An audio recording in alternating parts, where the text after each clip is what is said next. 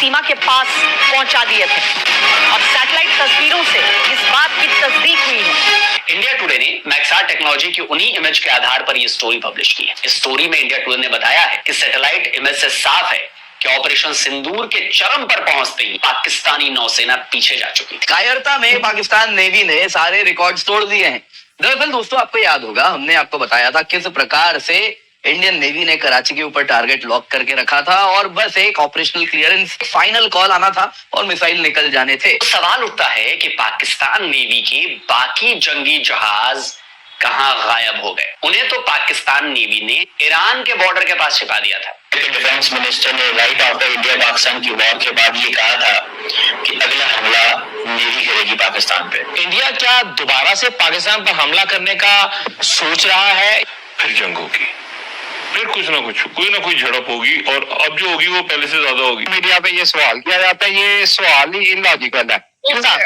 Defence हमें मजबूत करने की जरूरत है या कम? हम लोग क्या दुश्मन से लड़ सकते हैं? आप क्या एक्सपेक्ट करते हैं अगर इंडिया से हमारी लड़ाई हो जाएगी, हम लोग क्या कर देंगे? यहाँ पे हम लोग बैठे हैं तो यहाँ पे भी हम लोग दबे हुए हैं। हमारी कौन किसी, हम इसमें डिबेट ही नहीं कर सकते पाकिस्तान पे। सही बात। खत्म हो गया, पाकिस्तान कुछ भी नहीं है, हमारे लिए सब कुछ इंडिया है। ठीक है, तो ये कि एक तो इंडिया जो है वो अफोर्ड कर सकता है क्योंकि इंडिया की जो इकोनॉमी है वो one of the world greatest economy है। पाकिस्तान के जो आर्मी चीफ हैं, ठीक है, उन्होंने ये जो इंडिया पाकिस्तान का जो स्टैंड ऑफ हुआ उसमें तो पता है सबसे ज्यादा पसीने किसके छूट रहे थे? पाकिस्तानी नेवी के।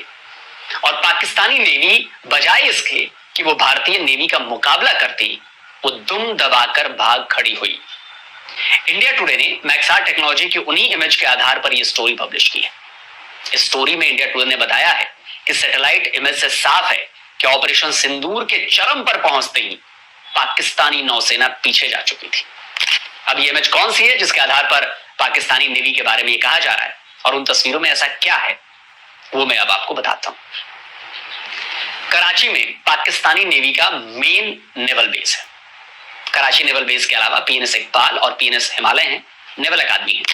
तो मैक्सार की सैटेलाइट इमेज से यह पता चला कि जब भारत और पाकिस्तान लगभग जंग में उतर चुके थे तब पाकिस्तान की नेवी लड़ने से पहले ही मैदान छोड़ चुकी थी। देखिए, ये मैक्सार टेक्नोलॉजी की जिन तस्वीरों के आधार पर इंडिया टुडे ने ये स्टोरी पब्लिश की है उसमें क्या है। ये वाली जो तस्वीर है ये 8 मई की तस्वीर है। ध्यान से देखिएगा, गौर से। इसके पहले बॉक्स को देखिए, ये पाकिस्तानी नेवी का मेन डॉकयार्ड है, लेकिन 8 मई को ये डॉकयार्ड पूरी तरह से खाली था। पाकिस्तानी नेवी का एक भी शिप यहां पर मौजूद नहीं था। अब दूसरे बॉक्स को देखिए, यहां पर एक शिप आपको डॉक किया हुआ नजर आएगा। ये पाकिस्तानी नेवी का एक फ्रिगेट था जो कराची के नेवल डॉकयार्ड के बदले कंटेनर टर्मिनल पर डॉक्ड था। अब तीसरे बॉक्स को देखिए, यहां पाकिस्तान नेवी के 3 जहाज दिख रहे हैं और पता है इन्हें कहां डॉक किया गया था? कमर्शियल पोर्ट पर। इनमें से एक पीएनएस आलमगीर, एक बाबर क्लास कॉर्वेट और एक ऑफशोर पेट्रोल वेसल नजर आ रहा है। तो सवाल उठता है कि पाकिस्तान नेवी के बाकी जंगी जहाज कहां गायब हो गए? क्या वो भारत के खिलाफ ऑपरेशन पर भेजे गए थे? जी नहीं, उन्हें तो पाकिस्तान नेवी ने भारत के हमले से बचाने के लिए कराची से दूर ईरान के बॉर्डर के पास छिपा दिया था। देखिए, ये 10 मई की सैटेलाइट तस्वीर है और इस तस्वीर में जो पोर्ट नजर आ रहा है वो ग्वादर पोर्ट है। वही पोर्ट जिसे चीन के चंदे से बनाया गया है, जो पोर्ट चीन के कंट्रोल में है।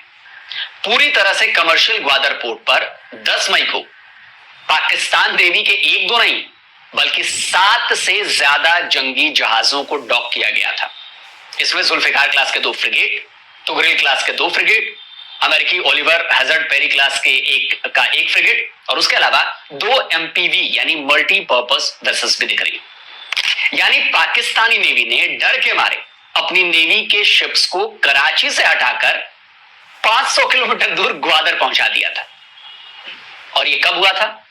ये तब हुआ था जब इंडियन नेवी ने अपने aircraft carrier battle group INS Vikrant को अरब सागर में डिप्लॉय किया तब।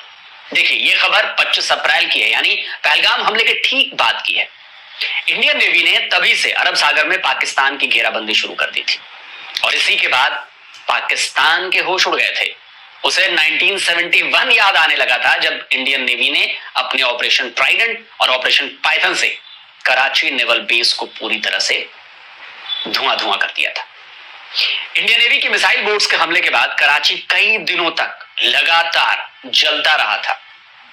मैंने डिफेंस डिटेक्टिव पर भारतीय नौसेना के इस पराक्रम पर 2 वीडियो भी बनाए हैं, दोनों इसी ऑपरेशन के नाम से हैं। इसका लिंक जो है वो मैंने कमेंट बॉक्स में दे दूंगा, आप इन दोनों वीडियो को जरूर देखिएगा, तब आपको पता चलेगा कि पाकिस्तान की नेवी क्यों इंडियन नेवी से इतना खौफ खाती है। और यकीन मानिए इस बार भी इंडियन नेवी की तैयारी कुछ ऐसी ही थी। भले ही हम सबको ये लगा कि इंडियन नेवी का एक्शन तो दिखा नहीं, पर यकीन मानिए इंडियन नेवी की सिर्फ ये मूवमेंट नहीं थी, आईएनएस विक्रांत वाली प्लान तैयार था, एक्शन भी शुरू हो चुका था, लेकिन लड़ाई उस फेज तक पहुंची नहीं जहां पर इंडियन नेवी की एंट्री होनी थी। पर उसके मूवमेंट्स नहीं पाकिस्तानी नेवी की पतलून ढीली करती। इसका अंदाजा आपको इस बात से हो जाएगा जब भारतीय सेनाओं के इस पराक्रम के लिए अवार्ड्स का ऐलान किया गया। ऑपरेशन सिंदूर को लेकर जब सम्मानों की घोषणा हुई तो उसमें वाइस एडमिरल जसजीत सिंह का भी नाम शामिल था। उन्हें सर्वोत्तम युद्ध सेना मेडल से सम्मानित किया गया है। वाइस एडमिरल जसजीत सिंह अभी 31 जुलाई को ही रिटायर हो गए हैं। उस वक्त वो flag officer commanding in chief western naval command थे।